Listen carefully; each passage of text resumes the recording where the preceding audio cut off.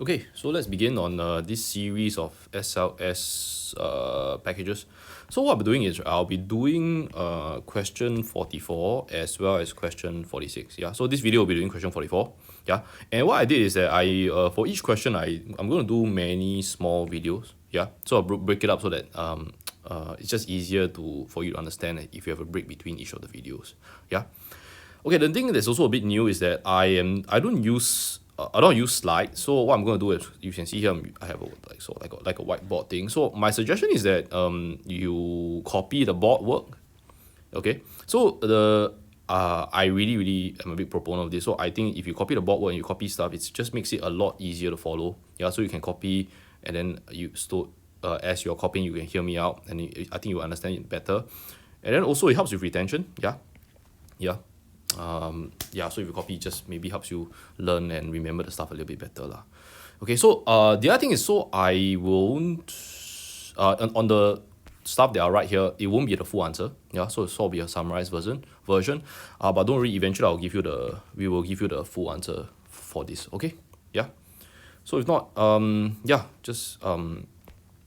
just start with question 44. This is question 44a.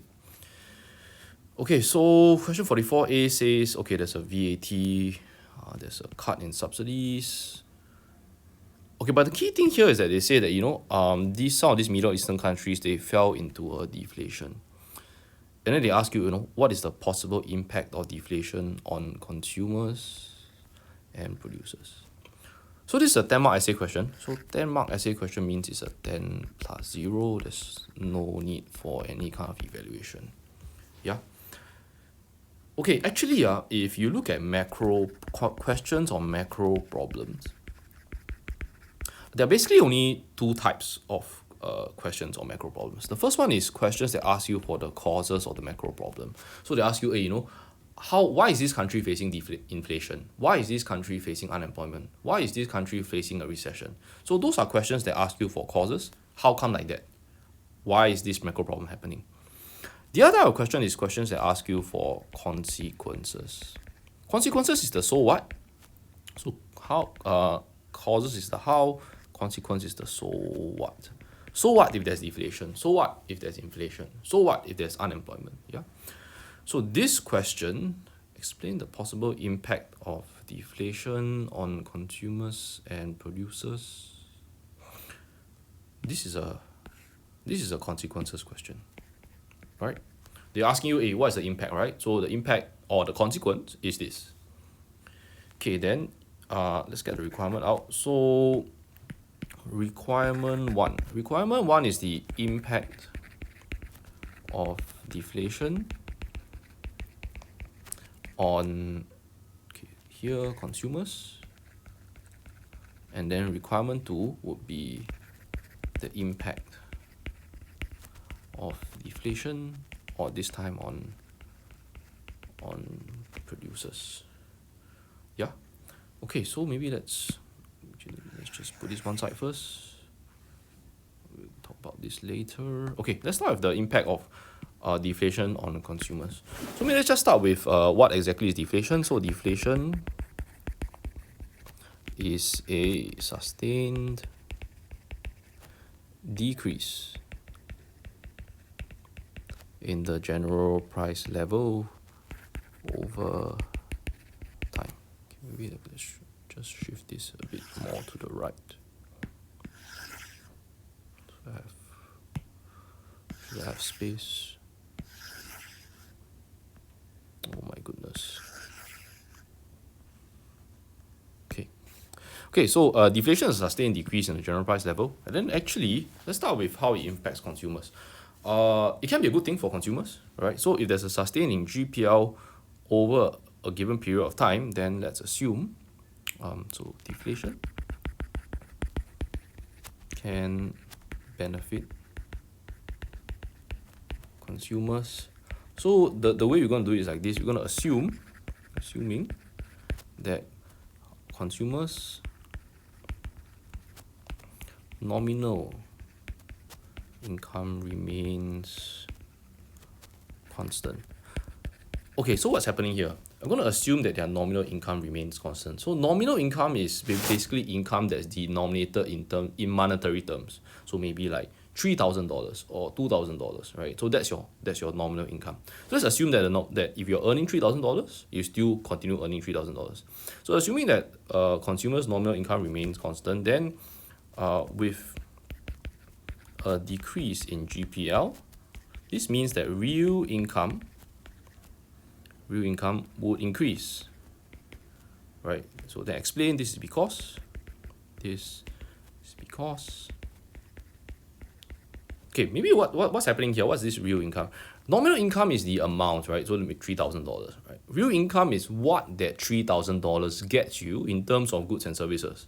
So if you still make $3,000, but things become a lot cheaper, then that $3,000 goes a much longer way, right? So your real income will increase. So this is because as prices decrease,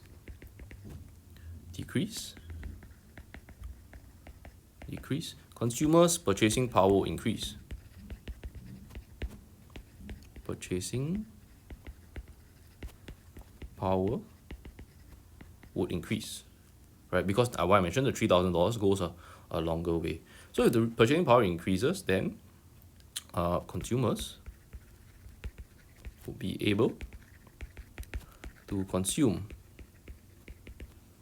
more goods and services, and these goods and services give them satisfaction, so that give them satisfaction, or in econs term, utility. So then this would help to increase their living standards.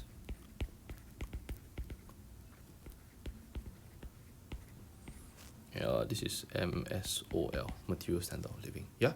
So when prices go down and you're still making the same amount of money, that same amount of money is going a longer way. If the same amount is going a longer way, you buy more stuff, it benefits consumers. Okay.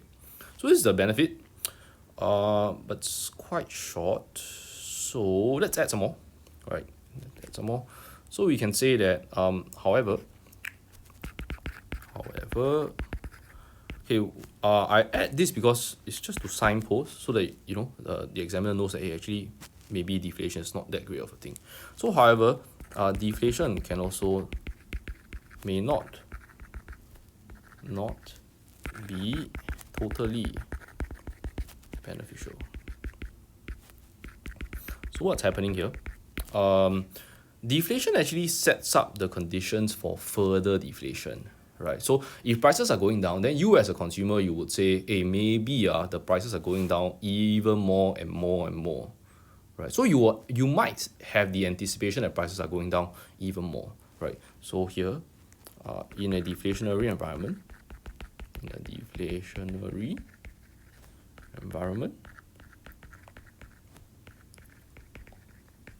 consumers might expect it to persist. Consumers might expect the decrease in GPL to persist. And if so, then in anticipation of this decrease in GPL, they will withhold their consumption. Right? And the reason why is because why pay more now when you can pay less later, right? So in anticipation of the decrease in GPL or further decreases in GPL, then consumers would withhold consumption. Consumers would withhold consumption, and the reason why they do that is to take advantage of lower prices in the future. Lower prices in the future. So then this will lead to a decrease in consumption. Okay, so what's bad about this? The decrease in consumption eventually causes a decrease in AD, right? Because C is a component of AD. So AD will decrease, right? And when AD decrease, we all know what's going to happen. There will be firms, there will be a reverse multiplier happening, right? So firms face an accumulation. They realize a lot of things cannot sell, right? Because everybody is anticipating that prices are going to go down. Accumulation of stocks and inventories.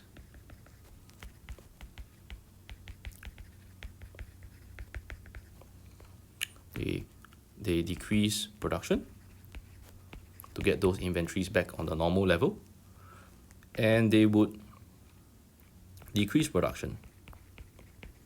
And when they decrease production, so they will decrease their hiring of FOPs from households. So these households will face a decrease in income. Household income will decrease, which means that there's a decrease in induced consumption. And it's a decrease in induced consumption, then it will decrease the income of other households. So we have a situation here, right, where there are cycles where there are decreases in income and decreases in consumption. Yeah, so creates cycles of decrease in income and consumption. So eventually national income will decrease. If national income decreases, then households have less income, they have less purchasing power, their living standards will decrease. Yeah. So that's requirement 1. It's good because if your income stays constant, prices go down, you get to consume more.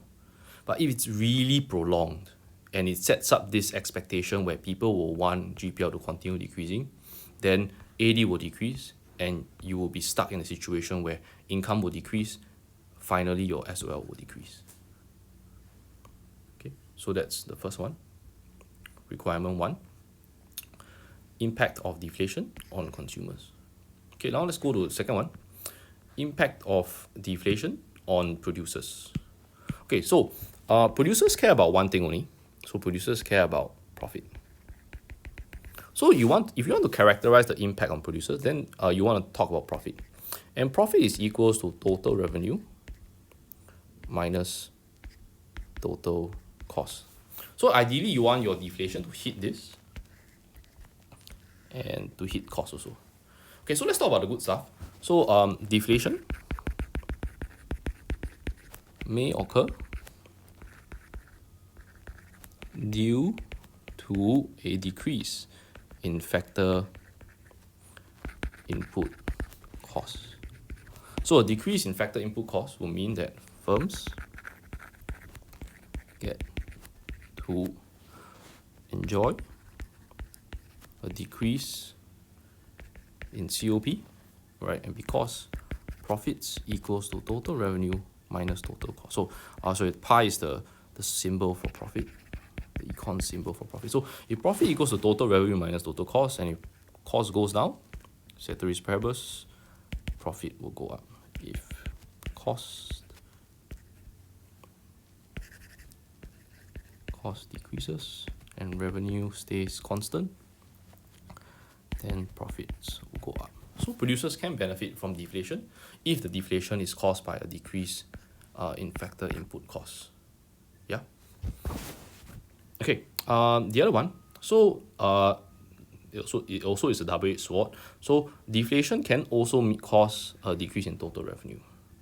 Right. So what's that? However,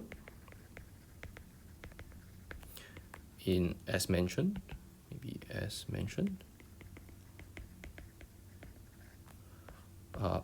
deflation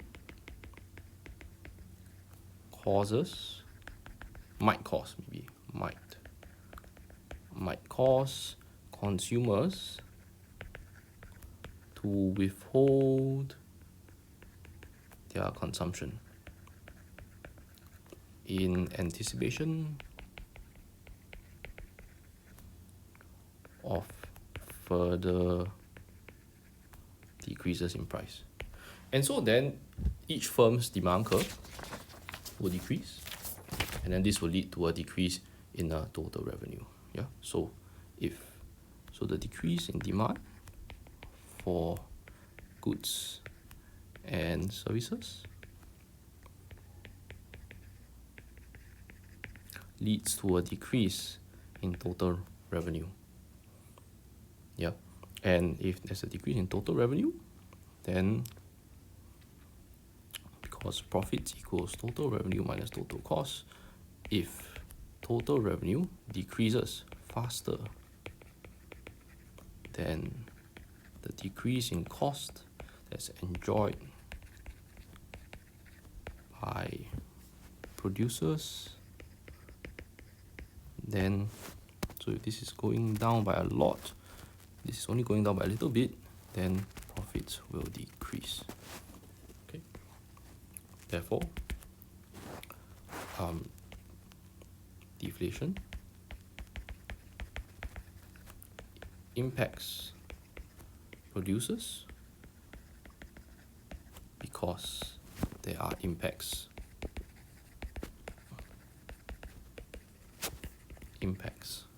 to their profits. That's requirement 2. Okay, that's it for question 44a.